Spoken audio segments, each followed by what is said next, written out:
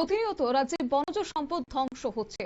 বনদস্যুদের বারবারন্তে এই ছবি বারবারই লক্ষ্য করা যাচ্ছে। তারপর রবিবার বিকেল নাগাদই গোপন খবরের ভিত্তিতে চলিলাম বন দপ্তরের আধিকারিক বিজয় ঘোষের নেতৃত্বে বনকর্মীরা অভিযান চালায় পুরাতল এলাকার গভীর জঙ্গলে অভিযান চালিয়ে অবৈধ একটি মেইল উদ্ধার করে বনকর্মীরা অভিযানের খবর পেয়ে বনদস্যুরা ঘটনাস্থল থেকে পালিয়ে যায়। অবৈধ কাঠ চেরাই মেশিন এদিন উদ্ধার করতে সক্ষম হয়েছে বনকর্মীরা। কি রয়েছে বিস্তারিত শুনুন।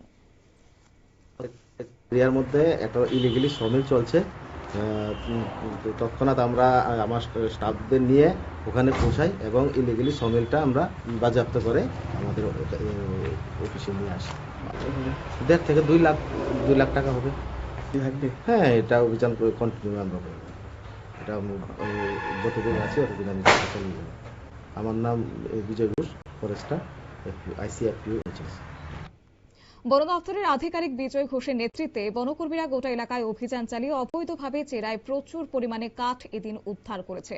আগামী দিনেও এই ধরনের অভিযান অব্যাহত থাকবে বলে সংবাদ মাধ্যমের মুখোমুখি হয়ে বিস্তারিত তথ্য তুলে ধরেছেন জম্পু জেলা ফরেস্ট প্রোটেকশন ইউনিট ইনচার্জ বিজয় ঘোষ।